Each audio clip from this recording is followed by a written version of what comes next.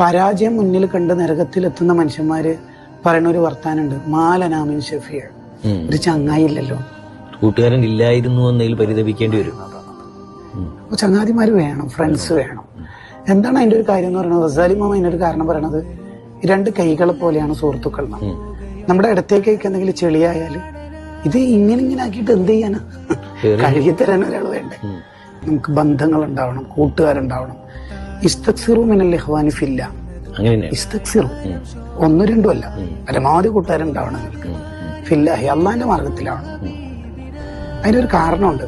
ഏതെങ്കിലും ഒരാളുടെ റെക്കമെൻഡ് കൊണ്ട് നീ രക്ഷപ്പെട്ടാലോ, ഫൈനലി കുല്ലി മുഅ്മിനിൻ ശഫാഅ, ഓരോരുത്തർക്ക് ചാൻസ് ഉണ്ടാവും. ചുരുങ്ങിയത് ഒരാളെങ്കിലും രക്ഷപ്പെടുത്താൻ പറ്റുമല്ലോ. അപ്പൊ ആ ഒരാൾ നീ ആയാലോ, നിനക്ക് കുറെ നല്ല കൂട്ടുകാരുണ്ടാവണം. ഞാനെല്ലാം തികഞ്ഞവനാണ് എന്ന് ചിന്തിച്ച് ഒരു ഒറ്റക്കുള്ള പ്രസ്ഥാനം ആവരുത്. അൽ മുഅ്മിനുല്ലദീ യുഖാലിത്തുൻ നാസ വയസ്ബിറു അലാ അദാഹും, എല്ലാവരോടും ഇടപെട്ട് അവരുടെ വിഷമങ്ങളൊക്കെ നമ്മൾ പരിഹരിച്ചു കൊടുത്ത് നമുക്ക് അറിയാവുന്നത് അവർക്കും പറഞ്ഞു കൊടുത്ത് അങ്ങനെ ഇടപഴകി ജീവിക്കുന്ന ആളാണ് അഫ്ളലായ ഹൈറായ ഏറ്റവും മനുഷ്യൻ.